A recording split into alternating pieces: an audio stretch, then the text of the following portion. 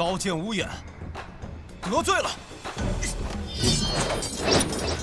果然快。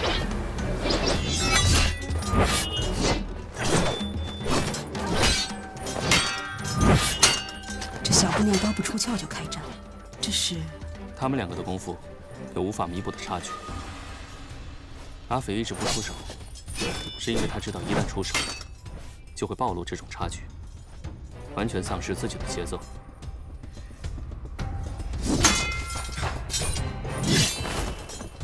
上来就给了个下马威，看来是赢定了。胡说！我们阿肥怎么可能比你们杨黑探差？阿肥，打他！奇门？怎么会是奇门的扶摇步？这就是周姑娘的制胜手段？不，阿肥，这是在溜她的耐心。小姑娘果然聪明啊！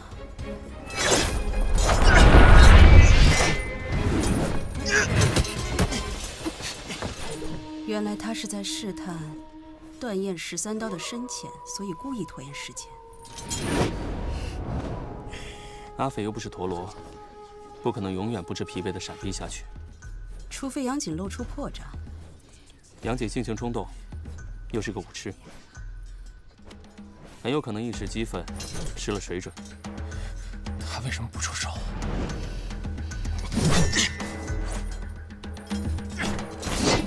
杨锦用了一个重复的招数。杨锦不是青龙主、裘天剑那种内家高手，在他不可能一掌掀翻我的情况下，他的刀再快，快不过洗墨江的细刃；力气再大，大不过能牵动千斤巨石的千机。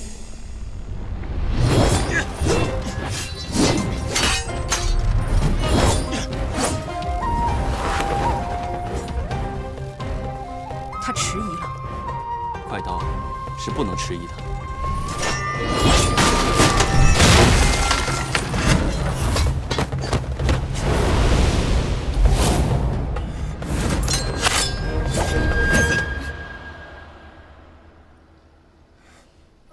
看见我的刀了吗？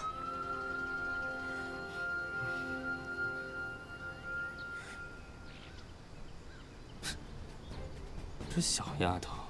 下趟山可真没少长心眼儿。这片刻的迟疑，终于要了快刀的命。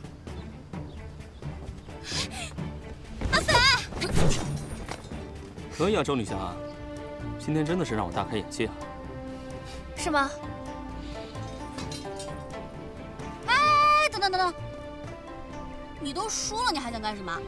要不是阿肥内力受损，他早把你打败了。阿肥真厉害。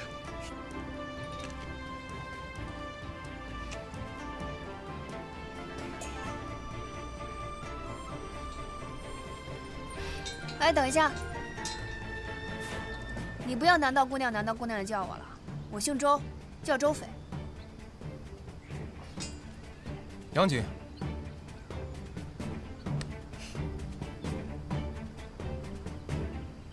有机会再找你比。哎呀，老朽多有得罪，望姑娘海涵，日后有需要行脚帮之处，定将鼎力相助。 多谢徐舵主，告辞。周姑娘不愧是南刀的传人啊，真是聪明绝顶。夫人过奖了。阿斐想将此药献给夫人，再谢夫人救命之恩。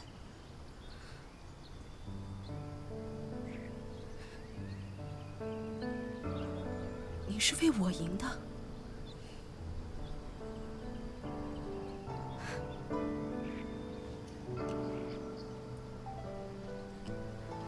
李大哥要是泉下有知，想必会非常欣慰。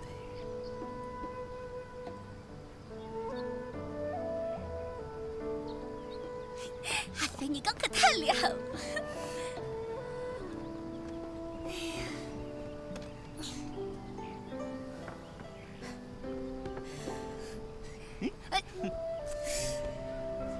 看不出来，还挺厉害的。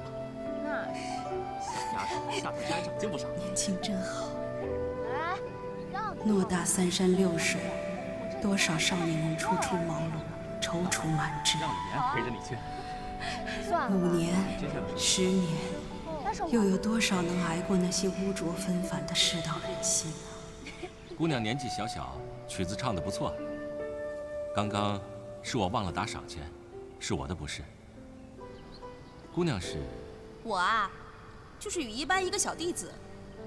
方才看你用我派的独门秘籍放倒那书生，所以跑出来问一问，你的伏波手是从哪儿学的？跟我羽衣班什么关系？我年少时有幸偶遇羽衣班的霓裳大师，跟他讨教过一二，曾经见识过贵派的武功。不过，我刚刚那是东施效颦了，并不是真正的伏波手。哼，我想也是，谅你也学不出其中精髓。不过啊，你出门在外不要乱使用别派武功啊，不然让人看出来，还以为我羽衣班连几个兵痞子也怕，让人笑话了。姑娘教训的正是。不过自古以来，民不与官斗，多一事不如少一事。再说相助，也不一定要拔刀吧。这伏波手啊，是我师父和南刀的李大侠切磋所创，平常是连我们也舍不得教的，哪能被你这种怂人拿出来班门弄斧啊？南刀，就是48寨那位鼎鼎大名的南刀李大侠。徒有虚名，徒有虚名。虚名？你还没有呢。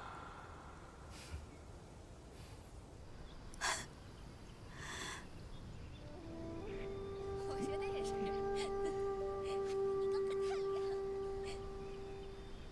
周女侠这手可是机关算尽了。我看你落地生根的在那窗台待了几日，原来是想出了这套激将法。对啊。你那剑走偏锋，就不怕玩砸了吗？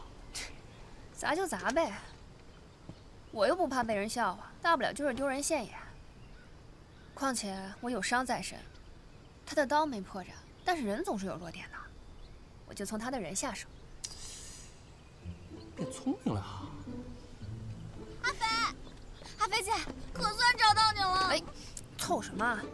还不都是你惹的祸？杨黑太太一根筋脑袋。你打他易如反掌，根本不用猜。我还没问你呢，你是怎么下的山？大当家准的。大当家脑子进水了？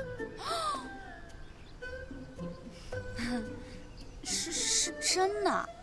大当家让马叔陪我下山，马叔中途有事儿就先走了，所以我们就分开了。然后我就被那个杨黑炭给截住了。行，那我就把你押回48寨，让大当家来发落你。打扰各位了，夫人请周姑娘和千岁游先生一叙。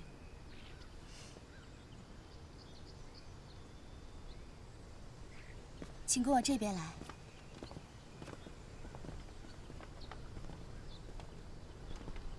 你紧张什么？你不知道，霓裳夫人给我的这把刀，一看就很有年头，而且，她的神情告诉我，很有故事。所以我猜想，他不会又是个想当我外祖母的人吧？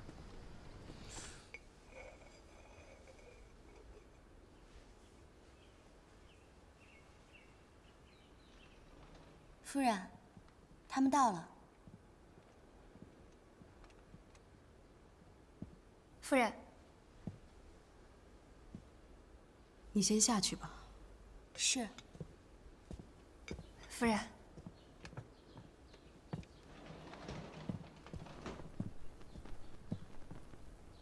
小丫头，破血刀谁教你的？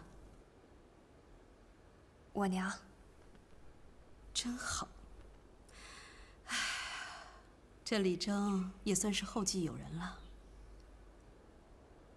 我倒是怕我外翁晚上托梦揍我，我耍了小聪明，这是功夫不到家。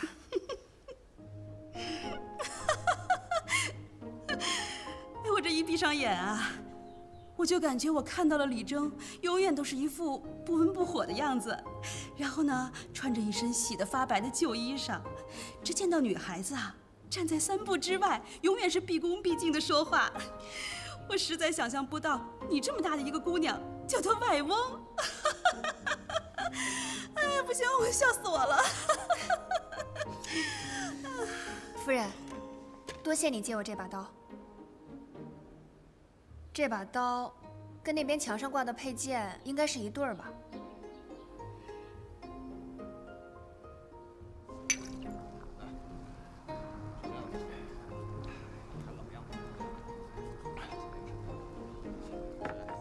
你我棋逢敌手，将遇良才，要分出胜负，恐怕不容易啊。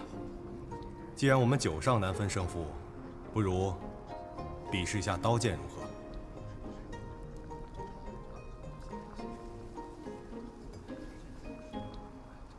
酒来啦，酒来啦！这一刀一剑，的确是我为2位故人打造。刀呢，名为山；剑名为雪。那2位故人，一位就是你的外祖父，李大哥。另一位呢，是山川剑，尹我兰前辈吧？聪明啊！那千岁幽可有兴致替我将这个故事做个传呢？哎，你们快看啊，下雪了，好大的雪啊！名字就叫春山晨雪。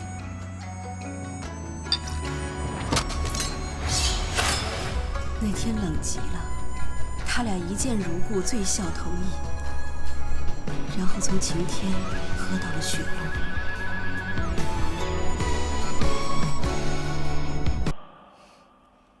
果然是我外祖父啊！你外祖父和山川剑早就神交已久了，大概这就是所谓的英雄相惜吧。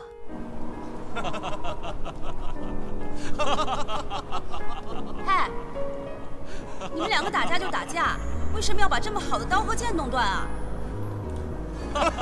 还笑？有什么好笑的？多可惜啊！姑娘，等有朝一日，你也碰到那个与你棋逢对手的知己，你就知道我们为什么笑了。刀剑断了无妨，情义不能断。一个南刀，一个山川剑，竟然没有了得心应手的刀和剑，说出去也不怕人笑话。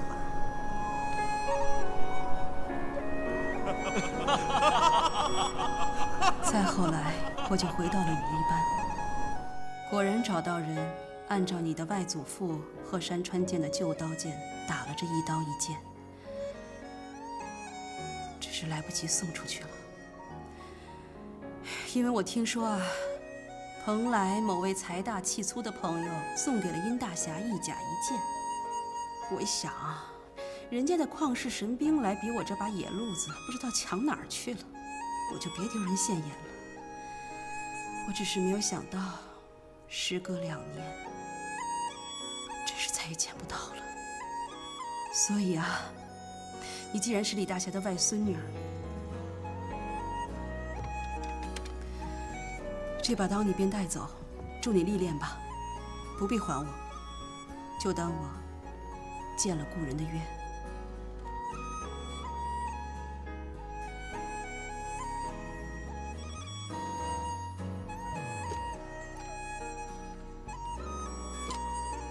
多谢夫人。真是人老嘴先碎啊！跟你们说了这么多前尘往事，你先坐下来，我还有事儿问你呢。哦，浮游步是跟谁学的呀？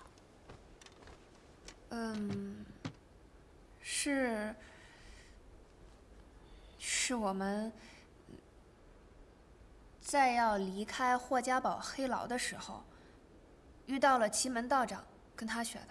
青龙主呢？真的是你杀的吗？不是，我只是帮着拖延了一点时间。其实是纪前辈，他用松魂针强行延续了自己的经脉，手刃了青龙主。那你和千岁幽是？我们也是在霍家堡的黑牢里遇见的，是周姑娘救了我。你也去了霍家堡的黑牢？难不成他请你给霍家堡排戏呀？哎呀，行了，小丫头，据我所知，此次出行你是奉李大当家之命去送吴将军的遗孤回48寨的，就你一个人？裘天剑当时疯狗似的在华容搜捕我们，一定有什么隐情。楚楚身上有什么东西是裘天剑都要觊觎的，那我就算是割了自己的舌头都不能说实话。嗯，那你话呢？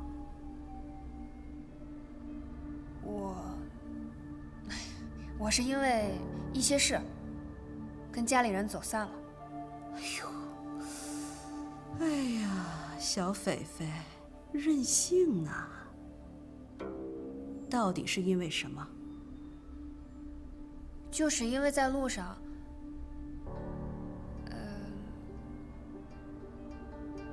因为家里的长辈偏心过重，我一时不忿，就跑了出来，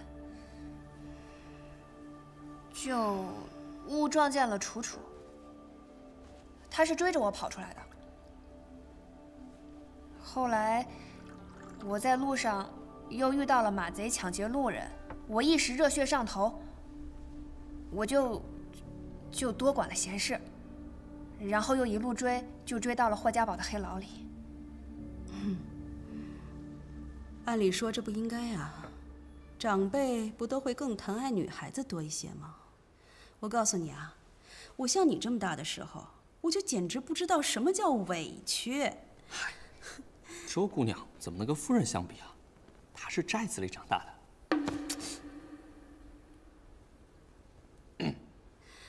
哎，行了，这时候也不早了。小丫头，你这几天可没睡过一个好觉哦，还是大病初愈的身子呢。早点回去，好好休息啊。这往后的路啊，还长着呢。夫人也早些休息。不送。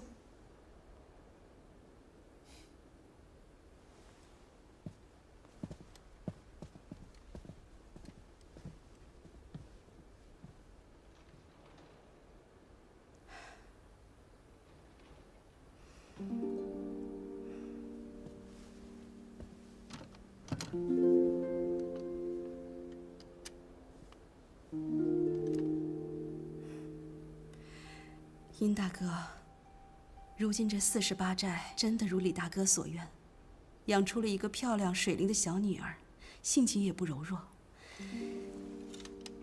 定能将他的破血刀传下去。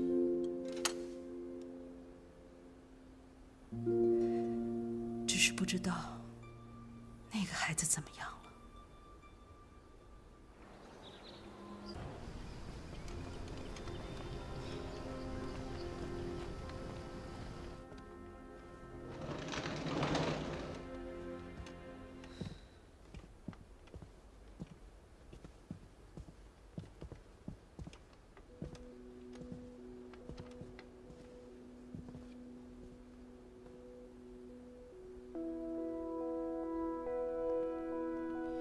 那个叫尹晨雪的中箭也带走了。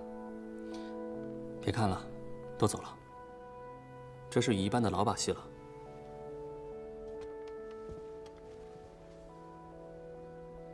还有余温呢。人家想走，你拦不住啊。他们为什么要走？因为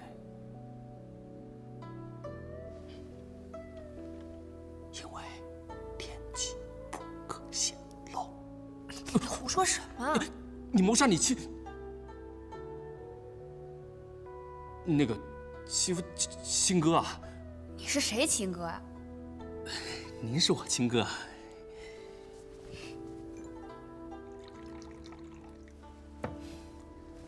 来，周丽香，喝茶。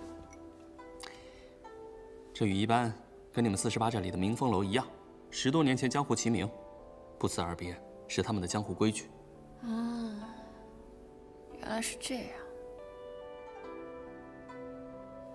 阿飞，你接下来有什么打算？我还能有什么打算？离家这么久，我想回48寨，继续练我的刀呗。哎，那你要不要带我一起回？你自己不会跟吗？还要我带啊？好啊。谁啊？嗯，不会踩走了个杨戬，又来了个什么红狐刀、燕雀刀吧？有人吗？马叔，阿飞，马叔，你都不知道我有多惨，就是这样子。那个大黑他还有那个老骗子就骗我把我关起来，威胁要跟阿斐比武了。关起来？嗯，威胁你？嗯，我看你吃的挺香的呀，几天没见你又胖了一大圈儿，也不知道大当家是怎么把你放下山的，估计你又作了吧？不是的，阿肥姐，就是这样子。我是听见你的传闻，我开心我才那样的。哎呦，妍儿，我是真不知道你是怎么想的，啊，一个人跑去听书。幸亏那姓杨的没把你怎么样，他只是想找你阿肥姐比个刀罢了。倘若不然呢？你让你吉利叔我，让你阿肥姐怎么和大当家交代呀？怎么跟死去的老债主交代？坐回去，坐回去。你还有脸哭是不是？哭什么哭？就知道哭。哎，好了好了，大家平安无事就好。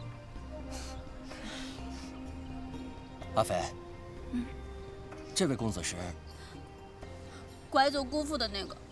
啥？一个朋友。朋友？啊？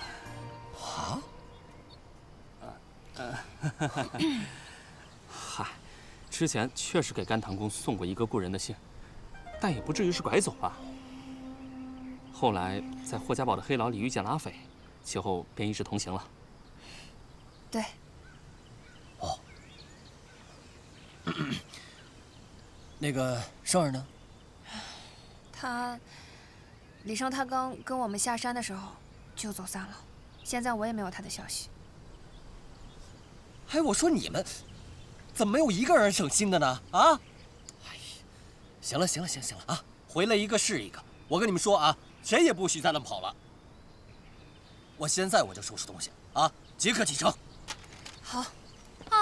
现在就要走啊？你疯够了没有啊，小疯狗！我。